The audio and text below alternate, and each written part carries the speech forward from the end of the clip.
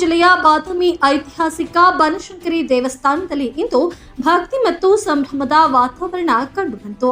ಭಕ್ತರ ಬಹುದಿನಗಳ ನಿರೀಕ್ಷೆಯಂತೆ ತಾಯಿ ಬನಶಂಕರಿ ದೇವಿಗೆ ನೂತನ ಭವ್ಯ ಬೆಳ್ಳಿ ರಥವನ್ನ ಸಾಂಪ್ರದಾಯಿಕ ವಿಧಿ ವಿಧಾನಗಳೊಂದಿಗೆ ಸಮರ್ಪಣೆ ಮಾಡಲಾಯಿತು. ಸುಮಾರು 106 ಕೆಜಿ ಶುದ್ಧ ಬೆಳ್ಳಿಯ ಲೇಪನ ಹೊಂದಿರುವ ಈ ರಥ ಭಕ್ತರ ಗಮನವನ್ನ ಸೆಳೆಯುತ್ತಿದೆ. ಕುಮಟದಲ್ಲಿ ಸಾಗವಾನಿ ಮರದಿಂದ ನಿರ್ಮಾಣಗೊಂಡಿರುವ ಈ ರಥದ ಮೇಲೆ ಅಷ್ಟಲಕ್ಷ್ಮಿಯರ ಸುಂದರ ಕೆತ್ತನೆಗಳು ಹಾಗೂ ಸಿಂಹದ ಲಾಂಛನಗಳನ್ನ ಆಕರ್ಷಕವಾಗಿ ರೂಪಿಸಲಾಗಿದೆ. ಮಾಹಿತಿಯ ಪ್ರಕಾರ ಸುಮಾರು 5 ರಿಂದ 6 ಕೋಟಿ ರೂಪಾಯಿ ವೆಚ್ಚದಲ್ಲಿ ಈ ರಥ ನಿರ್ಮಾಣಗೊಂಡಿದೆ ಎನ್ನಲಾಗಿದೆ. ವಿವಿಧ ರಾಜ್ಯಗಳ 25ಕ್ಕೂ ಹೆಚ್ಚು ಕುಶಲಕರ್ಮಿಗಳು 6 ತಿಂಗಳ ಕಾಲ ಶ್ರಮಿಸಿ ಕಲಾಕೃತಿಗೆ ಅಂತಿಮ ರೂಪವನ್ನ ನೀಡಿದ್ದಾರೆ. ಶ್ರೀ ಬನಶಂಕರಿ ದೇವಸ್ಥಾನ ಟ್ರಸ್ಟ್ ಕಮಿಟಿ ಅಧ್ಯಕ್ಷ ವೆಂಕಟೇಶ ಪೂಜಾರಿ ಅವರ ನೇತೃತ್ವದಲ್ಲಿ ಕಳೆದ 2 ದಿನಗಳಿಂದ ವಿಶೇಷ ಧಾರ್ಮಿಕ ಕಾರ್ಯಕ್ರಮಗಳು ಜರುಗಿದವು. ಇಂದು ಮಧ್ಯಾಹ್ನ 12 ಗಂಟೆಗೆ 45 ನಿಮಿಷಕ್ಕೆ ದೇವಿಯ ಉತ್ಸವ ಮೂರ್ತಿಯನ್ನ ನೂತನ ಬೆಳ್ಳಿ ರಥದಲ್ಲಿ ಪ್ರತಿಷ್ಠಾಪಿಸುವ ಮೂಲಕ ಸಮರ್ಪಣಾ ಕಾರ್ಯಕ್ರಮ ನೆರವೇರಿತು.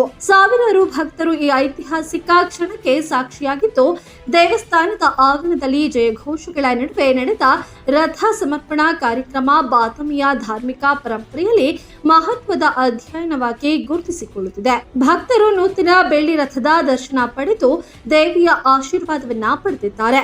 ಈ ವಿಶೇಷ ಕಾರ್ಯಕ್ರಮವು ಸ್ಥಳೀಯರು ಹಾಗೂ ಭಕ್ತರಲ್ಲಿ ಸಂತಸ ಮೂಡಿಸಿದೆ.